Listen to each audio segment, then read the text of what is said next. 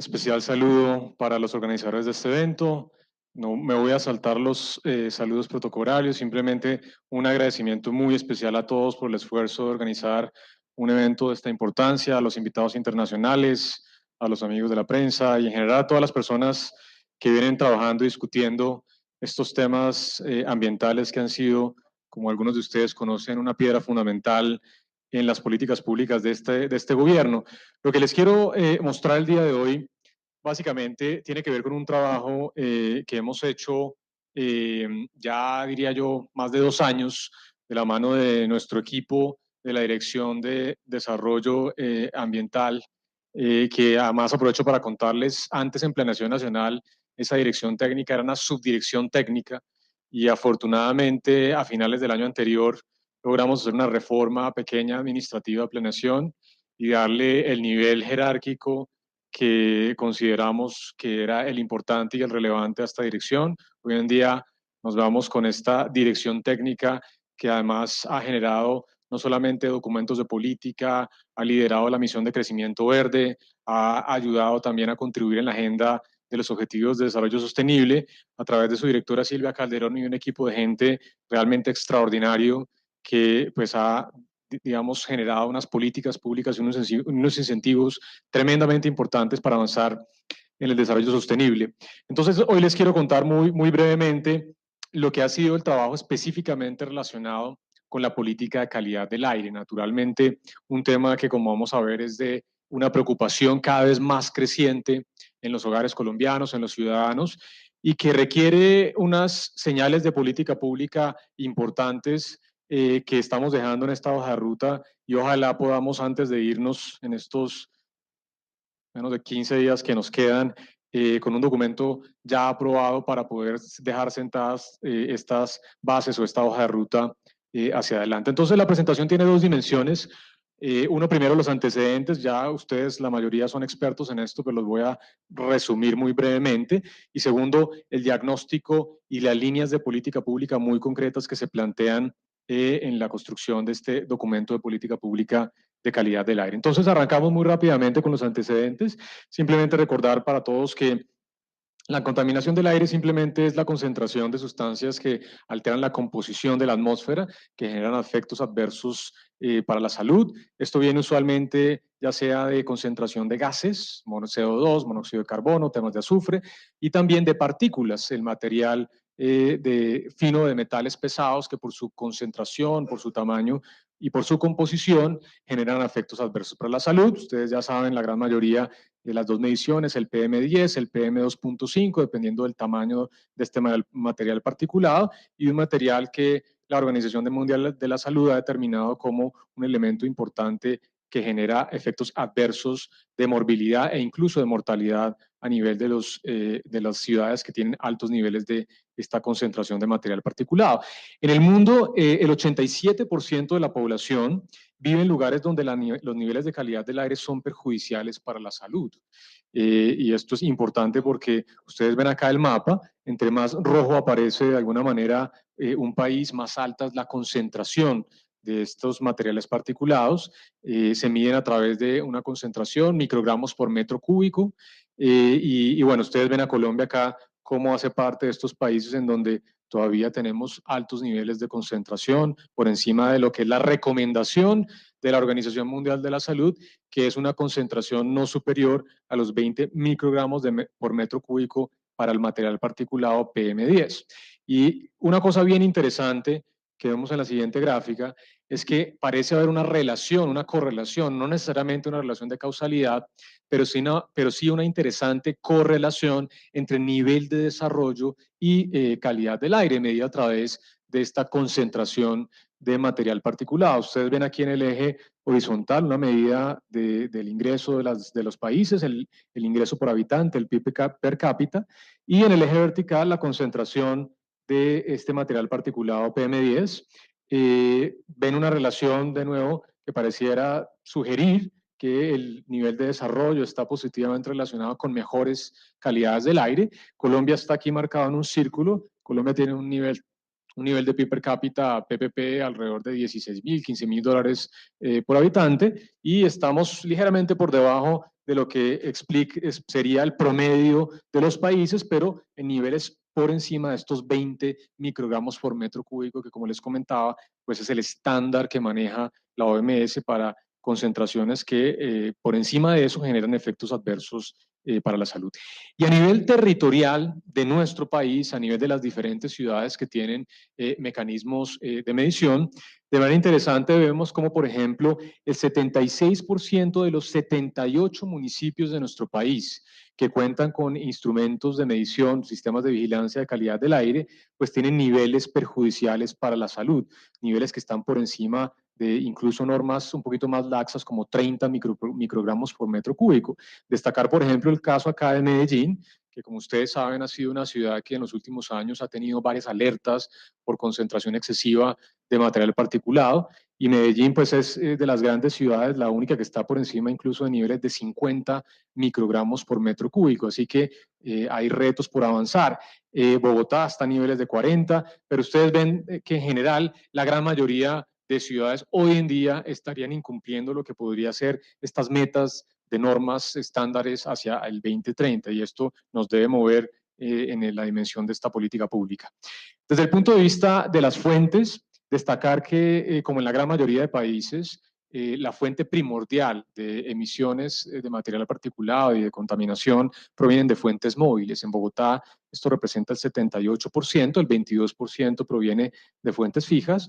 En el Valle de Aburrá, área metropolitana de Medellín, 82% viene de fuentes móviles, 18% de fuentes fijas. En promedio en Colombia, alrededor del 78% de las emisiones provienen de fuentes móviles. Entonces vamos a concentrarnos en la política pública, en acciones que ataquen de alguna manera estas fuentes de emisión, tanto móviles como fijas, pero especialmente las fuentes móviles, que son las grandes causantes de este tipo de material particulado. Y esto es importante no solamente por los temas de percepción, sino especialmente por los costos en salud y los costos económicos. Y esto fue un estudio que realizamos en planeación el año anterior, un estudio que trataba de medir los costos en morbilidad y en costos en mortalidad asociados con estos deterioros en la calidad del aire. Y el titular de alguna manera fue este, y es que en el 2015, de acuerdo a las estimaciones que aplicamos de la metodología de la práctica internacional, alrededor de 8.000 muertes estarían relacionadas con la baja calidad del aire. Y esto para órdenes de magnitud, esto equivale al 9% de las muertes no violentas en nuestro país y a una tercera parte de las muertes ocasionadas por tabaquismo. Así que son cifras realmente importantes. Y esto está relacionado a través de diferentes enfermedades, enfermedades cardiovasculares, cáncer en pulmón, una gran cantidad de elementos que están generando no solamente mortalidad, sino también morbilidad en esta dimensión de salud. Y un tema importante, porque a veces no solamente las cifras de mortalidad o morbilidad son importantes, sino también el costo económico para poder, digamos, dimensionar la importancia de tomar medidas hacia adelante. Pues hicimos una estimación, el rango estimado es relativamente amplio. Estamos hablando que estas puede generar costos anuales para el país entre 1,9 billones y 12,3 billones de pesos. Si uno toma solamente el rango inferior de cerca de 2 billones, estamos hablando del 0,2% del PIB al año en muertes y también temas de salud que están relacionados con la baja calidad del aire. Así que es un tema tremendamente importante, no solamente desde el punto de vista de salud, sino también desde el punto de vista económico. Y finalmente, contarles que en las encuestas que venimos realizando desde Planeación Nacional, encuestas de percepción en diferentes temas de política pública, hemos encontrado que el tema de la calidad del aire es un tema realmente que genera preocupación en los hogares colombianos. Ustedes ven acá como, por ejemplo, el 51% de los hogares colombianos, de los ciudadanos, perciben que la contaminación del aire es el principal problema ambiental en nuestro país. Más de la mitad de los hogares creen que esto es así. Ustedes ven aquí una desagregación a través de ciudades, por ejemplo en Medellín, donde como veíamos tenía unos niveles de contaminación por encima de 50 microgramos por metro cúbico, pues resulta que el 74% de los habitantes de Medellín consideran que la calidad del aire es el principal problema ambiental. Y no solo eso, si ustedes ven aquí las cifras a mano derecha, notan cómo el 70% de los hogares consultados, además, consideran que este problema se ha venido deteriorando en los últimos 12 meses. Así que es un problema muy importante desde el punto de vista de la percepción y además con una percepción de deterioro en los últimos años en esta calidad del aire. Así que creo que estos son antecedentes lo suficientemente importantes y claros para validar la importancia de tener una política pública que tenga, por supuesto, señales, regulaciones y lineamientos para mejorar la calidad del aire en nuestro país. Entonces, ahora arranquemos con este diagnóstico y de la política pública. Son tres elementos de los que voy a hablar de una manera muy concreta. Primero, medidas asociadas a limitar emisiones de fuentes móviles, que como les comentaba, es el 78% de las fuentes en el agregado. Segundo, algunas medidas muy particulares para emisiones de fuentes fijas, especialmente focalizadas naturalmente en la industria, que en su gran mayoría está utilizando combustibles fósiles que por su naturaleza, por supuesto, generan contaminación. Y finalmente, cerrar con algunas estrategias transversales, especialmente lo que tiene que ver con prevención, reducción, contaminación del aire y también temas de información a nivel territorial, que como vamos a ver es uno de los grandes problemas que hoy en día tiene nuestro país. Entonces, arranquemos con el primer tema que tiene que ver con emisiones de fuentes móviles. En emisiones de fuentes móviles tenemos varios problemas, naturalmente uno de ellos muy asociado con la calidad y la edad del parque automotor de nuestro país. Ustedes ven acá como, por ejemplo, en estas cifras de mano izquierda, ven la edad promedio del parque automotor de nuestro país con las últimas cifras que pudimos recabar del 2016 y ven en promedio, por ejemplo, camiones y buses con 21 años de edad en promedio, así que hay, digamos, vehículos con 30, 35 años de funcionamiento que naturalmente pues generan altas contaminaciones. Y en promedio, de nuevo, en las diferentes dimensiones del parque automotor de nuestro país, realmente tenemos un parque que está conformado por vehículos altamente contaminantes. Ese es el mensaje. Y para hacer eso más concreto, a mano derecha, tenemos la proporción de tecnología que utiliza cada vehículo de acuerdo al modo, buses, camiones, automóviles y motos, y la gran mayoría, 99%, prácticamente todos los vehículos tienen que ver con utilización de combustibles fósiles, diésel, gasolina y gasolina reconvertida a gas natural. Pero la utilización de vehículos eléctricos o vehículos de gas natural o híbridos realmente es mínima, menos del 1% en la gran mayoría de los casos. Así que hay que recomponer también nuestro parque automotor para poder fomentar, por supuesto, el uso de combustibles no fósiles que realmente sean más ambientalmente sostenibles. Uno de los temas, además, es que ustedes ven que solamente en el 2009 teníamos 68 vehículos eléctricos registrados en el RUND, en este sistema de información vehicular del país. 69. Hoy tenemos 1.627, ya es una cifra un poquito más importante, pero frente al parque automotor, pues realmente todavía nos falta mucho por avanzar en esta materia. El otro problema tiene que ver con los estándares del combustible. Si bien, por ejemplo, el combustible diésel en nuestro país cumple con el estándar Euro 4, la gasolina todavía está con estándares inferiores, con el Euro 2. Entre más alto el número, mejor es el estándar del combustible en el país. Ustedes ven acá la distribución de los estándares. Colombia está relativamente un poquito mejor que nuestros pares de América Latina, pero por supuesto rezagados frente a los estándares que se adoptaron ya en los países más desarrollados, incluyendo los países de la OCDE, con quienes deberíamos empezar a compararnos en la medida en que ya somos miembros plenos de esta organización, en donde realmente están los estándares 5 y 6 de una manera mucho más generalizada. Entonces, Colombia está relativamente bien frente a nuestros pares, pero todavía con una brecha importante frente a países más desarrollados, incluyendo la OCDE. ¿Qué se plantea desde el punto de vista de estos temas que hemos venido mencionando? Primero, naturalmente, avanzar de una manera decidida en el componente de la desintegración, todo el tema del programa para poder renovar el parque automotor, especialmente camiones, buses de servicio público, que ya con 20, 25, 30 años definitivamente no deberían estar rodando en las calles de nuestro país. Y ahí se plantea pues, un programa que permita aumentar la desintegración, revisar cuáles han sido los cuellos de botella del programa de chatarrización que existe ya desde hace varios años, desde hace varios lustros incluso, pero que no ha tenido el impacto requerido para poder mejorar la calidad de nuestro parque automotor.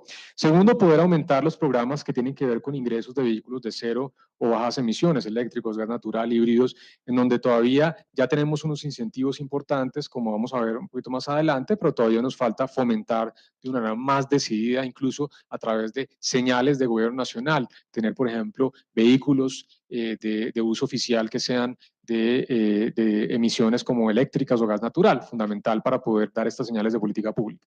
Y finalmente, muy importante la calidad de la combustible, y como les contaba, si bien Colombia está relativamente mejor que América Latina, realmente todavía nos falta una brecha por cerrar frente a países más desarrollados, y ahí queremos continuar mejorando la calidad de, por ejemplo, el combustible diésel. Hoy en día está a niveles de 50 partes por millón, la idea es llegar a niveles de entre 10 y 15, que hoy en día Ecopetrol nos ha dicho que se pueden cumplir, que requieren algunas inversiones adicionales, pero que ya está la capacidad instalada para poder darle al país en el 2021 un combustible diésel de una mejor calidad. Naturalmente, un combustible sin un parque automotor que pueda aprovechar esa calidad, pues no estamos haciendo mucho, así que hay que avanzar en las dos dimensiones, calidad del combustible y, por supuesto, modernización de nuestro parque automotor.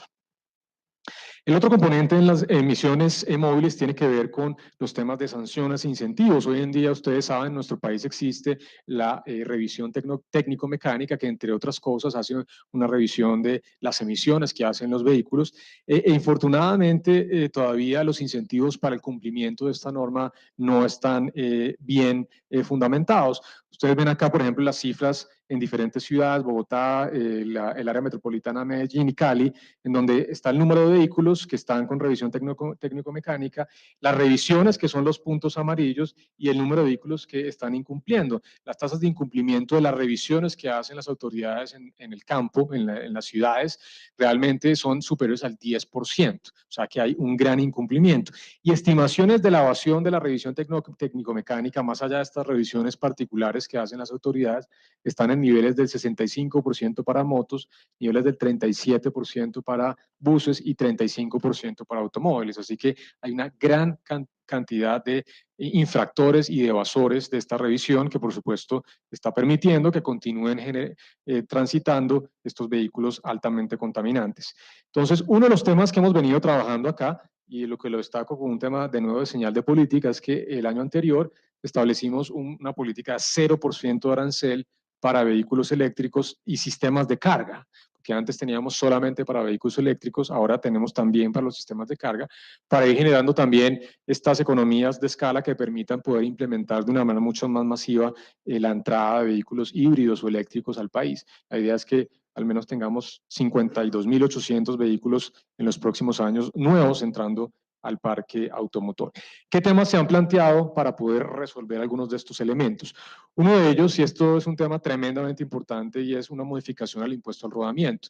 Hoy en día el impuesto al rodamiento básicamente está asociado al valor del vehículo, pero queremos y creemos importante dar de nuevo señales de política pública y poder modificar este impuesto para introducir también no solamente el valor como un elemento, digamos, de la base gravable de este impuesto, sino también las externalidades negativas que genera un vehículo, es decir, la tecnología y qué tan contaminante es, para poder de nuevo alinear con este impuesto, pues realmente la externalidad negativa que genera un vehículo particular.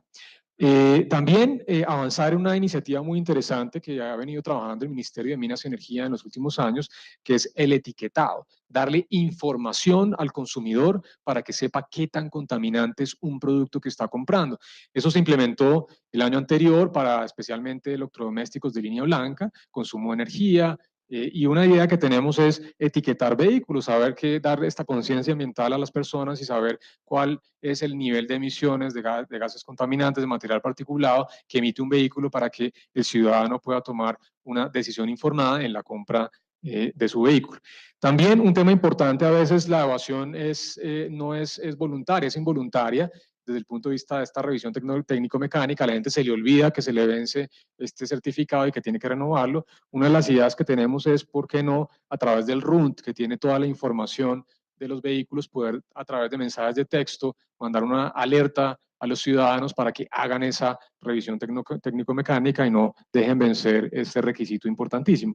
Y otro elemento importante que ponemos para la discusión es poder vincular el seguro obligatorio contra accidentes de tránsito, el SOAT, con esta revisión técnico-mecánica, darle como esa garantía de que si una persona quiere sacar el SOAT también debe contar con esta revisión. El SOAT es difícilmente evadible, la gran mayoría de las personas naturalmente ahí se juegan su propia integridad y su propio pellejo y prefieren sacar el SOAT, además tiene implicaciones legales mucho más fuertes y vincular estas dos cosas podría poder mejorar un poquito los temas de evasión que tenemos hoy en día tan grandes que les contaba en nuestro país. Pasamos ahora a los temas de las emisiones de fuentes fijas, que pues, básicamente está atado a el componente industrial. Entonces, ahí hay dos temas importantes. Uno primero tiene que ver con el acceso a tecnologías limpias y cómo el gobierno debe promover de una manera mucho más decidida ese cambio tecnológico, ese acceso a tecnologías que no solamente aumenten la eficiencia del proceso productivo, sino que también puedan generar menos emisiones en ese proceso. Y hoy en día ustedes ven acá como, por ejemplo, la industria manufacturera pues tiene un uso muy intensivo en combustibles fósiles. El 48% del consumo energético en la industria manufacturera está atado al carbón mineral. Así que pues, es un carbón que es altamente contaminante y realmente, por ejemplo, electricidad o biodiesel está, digamos, no suman entre ellos dos más del 8% del total del consumo energético. Así que es una industria que por su naturaleza, por su tradición, está muy concentrada en el uso de combustibles fósiles. Ahí hemos hecho cosas importantes, entre otras, el COMPES de Crecimiento Verde que lanzamos hace unas semanas con la presencia del señor presidente de la República, en donde se plantean precisamente medidas de financiamiento, de política pública para fomentar el uso de mejores tecnologías y de criterios de crecimiento verde. Uno de los temas que se plantea ahí, por ejemplo, es que la política de desarrollo productivo que genera la idea de poder diversificar nuestra canasta de producción, nuestra canasta exportadora, también tenga criterios de crecimiento verde, de negocios y empleos verdes que permitan mejorar esta composición de consumo energético hacia cosas que sean ambientalmente más limpias. El otro componente tiene que ver con incentivos tributarios.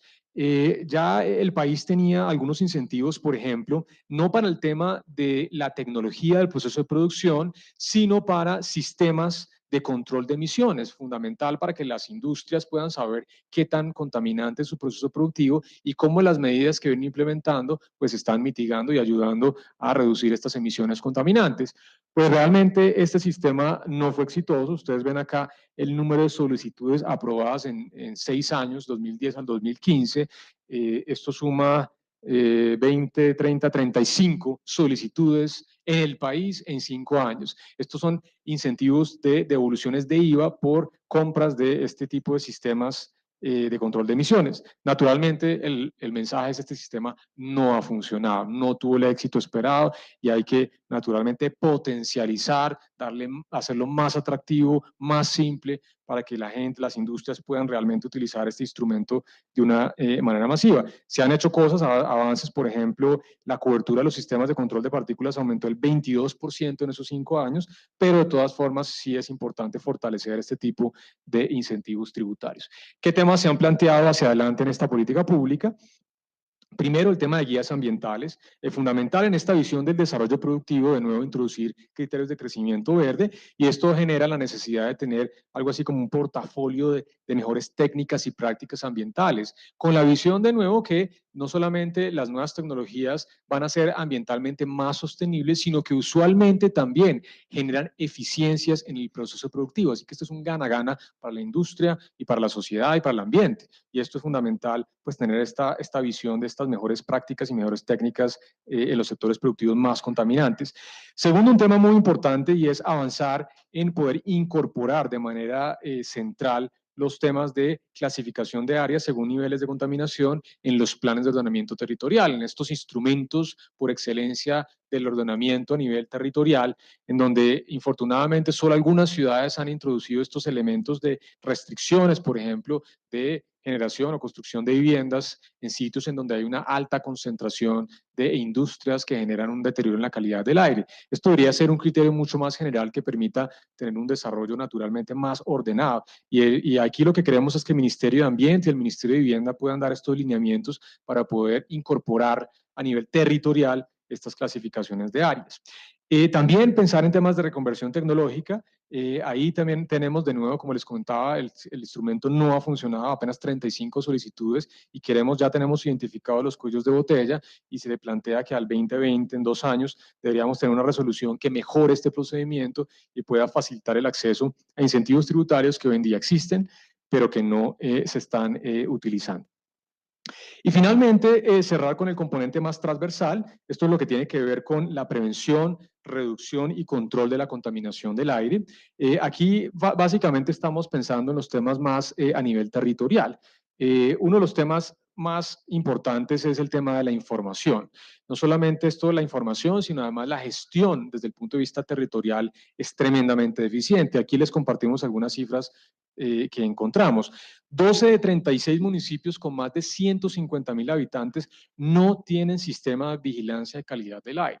Esto es realmente inaceptable. No puede ser que ciudades de más de 150.000 habitantes a hoy, siglo XXI, no tengan sistemas de monitoreo de calidad del aire. Hoy en día, por ejemplo, increíblemente Bucaramanga tiene su sistema de monitoreo fuera de servicio. Esto no puede pasar. Estamos en un tema que es de una importancia económica, social y ambiental tremendamente importante y tenemos que cerrar estas brechas de información.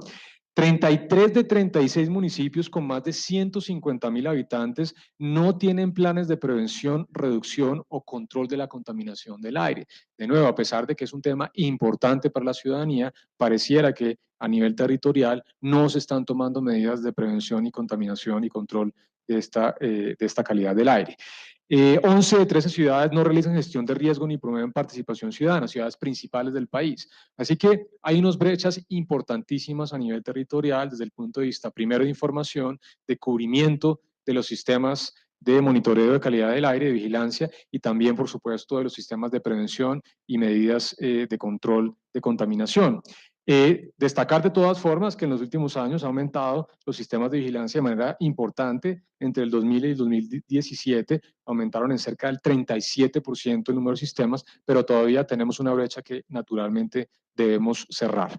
Y en esto hay varios elementos que queremos adelantar. Lo primero y lo más importante para una buena política pública es la información. Una buena política pública debe estar informada, no solamente para el diagnóstico, sino también para el avance de cómo las medidas de política pública pueden impactar de manera positiva estos indicadores. Entonces, necesitamos de manera decidida que el país se mueva a tener pues una mejor cobertura y una mayor calidad de inventarios, de modelos de dispersión y especialmente de sistemas de vigilancia de calidad del aire, fundamental, y ahí pues vamos a trabajar de la mano del Ministerio de Ambiente y del IDEAM.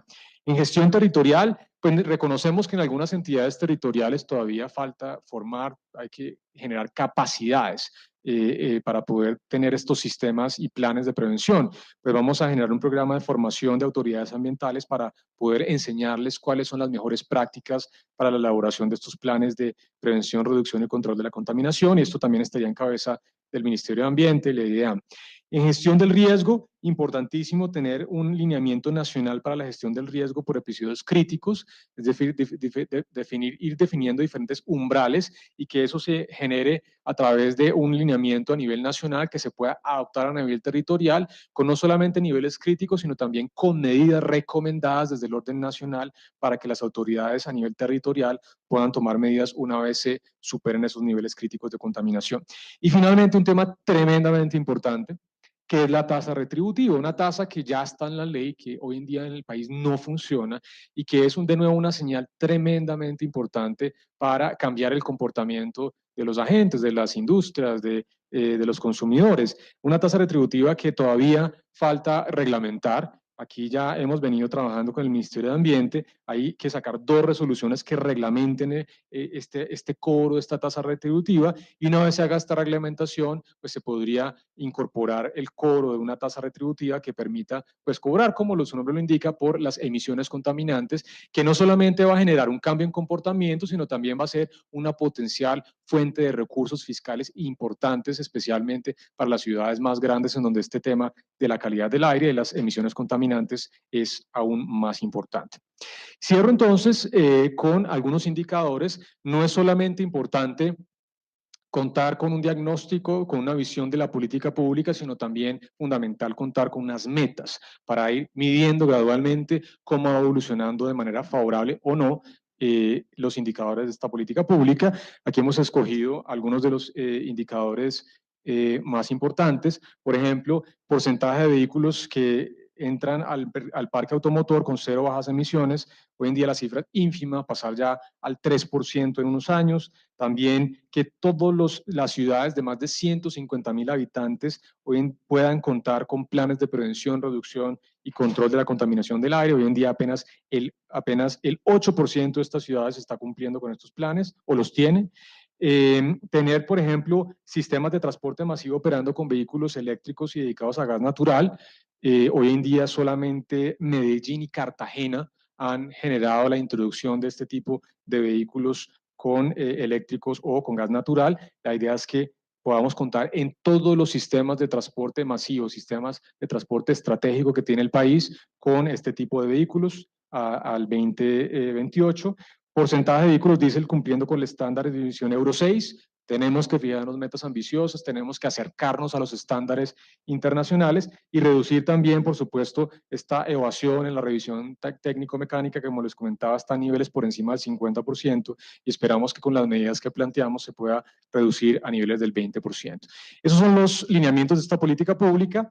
Creemos que es una política pública tremendamente importante, no solamente por la relevancia que tiene desde el punto de vista de los hogares, de los ciudadanos, de las grandes y medianas ciudades que consideran de nuevo que es el principal problema ambiental, sino también desde el punto de vista de costos en salud, de costos económicos que como vimos son realmente sustanciales. Cerca de 2 billones de pesos es la estimación más baja de los costos económicos asociados con morbilidad y mortalidad del aire. Consideramos que esta política pública que hemos venido trabajando de manera consulta con las diferentes partes de la sociedad civil hace parte de una estrategia tremendamente importante que esperamos que las señales de política pública necesarias para que el país pueda avanzar de una manera gradual y contundente en mejorar la calidad del aire hacia los próximos años. Muchísimas gracias.